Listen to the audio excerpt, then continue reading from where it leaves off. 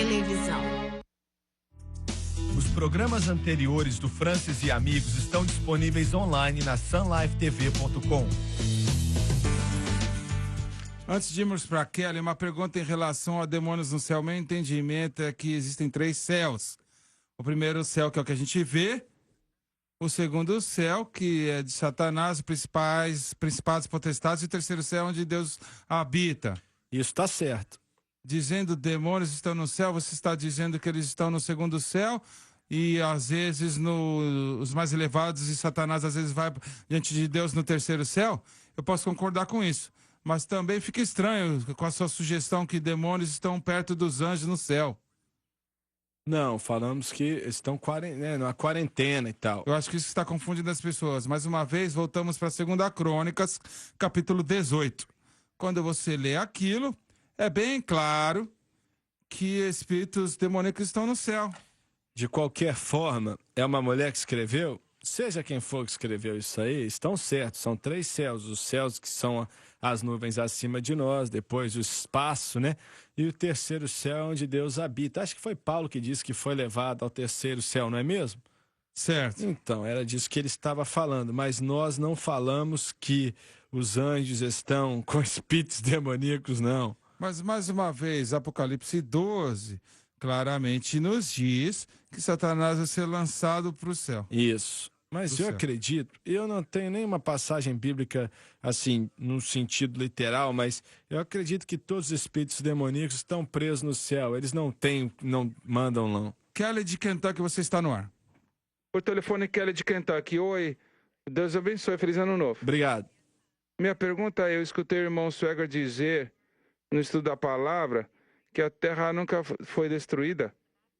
Eu acho que a Bíblia diz que será destruída por fogo, é isso? Não, vai ser limpa e renovada por fogo.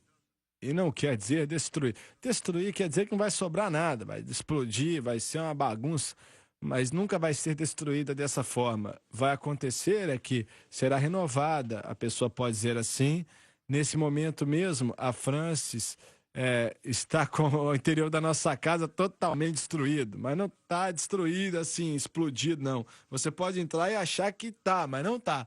O mundo vai sempre existir, não vai haver destruição, mas vai haver uma renovação dele, vai ser limpo por fogo, não vai mais haver oceanos, vão ter oceanos, não, vai ser só lagos e rios e por aí vai. A criação não foi impactada pela queda. E aqui a Bíblia fala de um gemer. Então será renovada. Obrigado, Kelly. Um e-mail. Então é certo dizer que os anjos são estrelas? Sim, eu acho que são estrelas de Deus. Sim, mas eis a pergunta. Então as estrelas no céu são anjos olhando pra gente? Não, nada a ver. Ó, o homem, por exemplo, usa a mesma terminologia. Falam que ele ou ela é uma estrela. Não estamos falando que é um planeta. Estamos falando daquela pessoa, do talento, da habilidade dela, a aceitação do público. Também na história de José, não tem as estrelas e a lua se dobrando para José? Nós temos 11 estrelas e o sol e as estrelas. Certo. Então, obviamente, não são anjos, está representando os irmãos de José. Toda vez que a Bíblia usa a palavra estrela, não está falando de luminárias, né? Esses anjos famosos, nem nada assim, não. Mas é porque...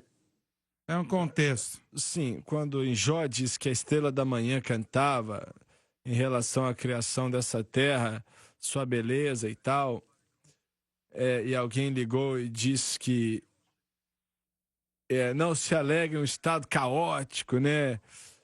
Diz que não eram planetas, eram anjos. Vamos para o Felipe no Texas. Felipe, você está no ar. Por telefone, Felipe do Texas. Oi. Oi, Felipe. Olha, essa teoria aí da lacuna aí... Dá pra entender você não, filho. Pode falar. Eu tô desse negócio da teoria da lacuna aí porque... os 6 dias da criação precederam o 7º dia do descanso. Tá me ouvindo agora? Sim. Sim. E no 7º dia... Depois dos 6 dias da criação, houve o descanso. Que ele criou os céus e a terra. Então isso implica que no 7º dia houve descanso. Como que eles honram o 7º dia antes da teoria da lacuna, se é dedicada? Tem nada a ver.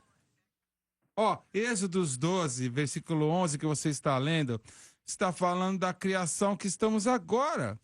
É isso que está falando. Não está falando dos dias passados, está falando da criação que estamos vivendo agora, Estamos vivendo no nela planeta agora. Terra agora.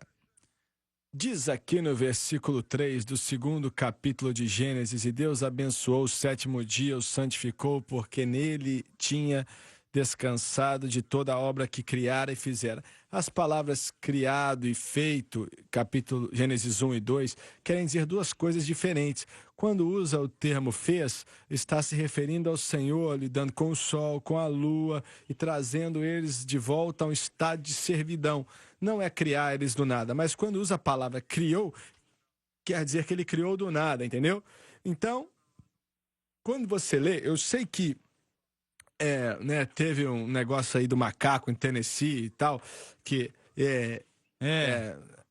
estavam zombando da ideia de que o sol e a lua, eles falavam assim, como é que pode dar luz? Eles não entendiam essas palavras, porque o sol e a lua já tinham sido criados por Deus na eternidade, mas não estavam em um estado de serviço. Mas quando Deus restaurou essa terra a um estado habitável, ele os trouxe de volta também para servir como fazer a função que foram criados para fazer, mas não foram criados naquela hora, foram criados no passado, né? Mas, mais uma vez, voltando para Êxodos 20, versículo 11, isso está dizendo da criação que estamos vivendo agora. Isso. Não está se referindo a uma criação anterior, falando de um tempo, começando com a criação de Adão e até onde estamos hoje. Tem uma ideia que esse irmão pode ser adventista, hein? Não sei não, mas... sabatariano, pelo menos sabatariano. Sapateado. Felipe, você ainda está na linha? Sim, eu sou um fundamentalista do Dave Smith. Então eu acredito nisso aí. Eu acredito no movimento de Jesus. Sei. Chuck Smith, sei. É o movimento de Jesus do Chuck Smith. Capela do Calvário. Foi um grande mover de Deus na Califórnia, né? O irmão Smith era um homem de Deus. E nós também já resolvemos algumas coisas com ele. Acho que ele faleceu 2 anos atrás, não é algo assim? Acho que mais do que isso. Muito bem, Felipe, espero ter te ajudado. Outra coisa, a morte, de acordo com a Ló, não morreu depois da queda. Claro, mas se teve uma queda pré-adâmica, o conceito pré-adâmico, meu filho, é que tinha que ter algo que causou ou iniciou para que Deus trouxesse julgamento na terra.